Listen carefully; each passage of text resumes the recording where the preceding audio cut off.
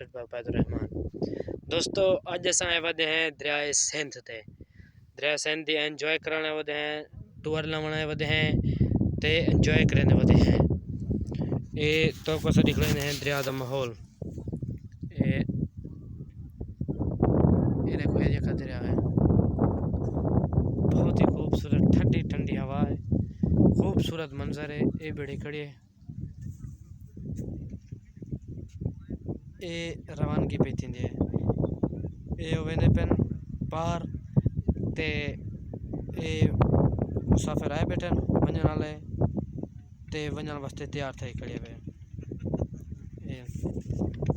ते बी बिल्डे दे पे ओ खड़े हुए ओ आंधी पे वो पारे चो आंधी पे इदा है। तो सारे चैनल को सब्सक्राइब करे सो, लाइक करे सो। दरिया काफ़ी सारा ही ढह गए, पहले ज़्यादा हा दरिया सिंध।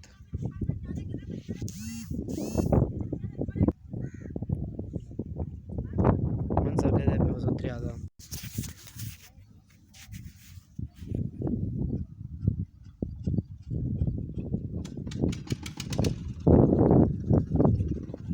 एडे पे बेड़ी चल गए,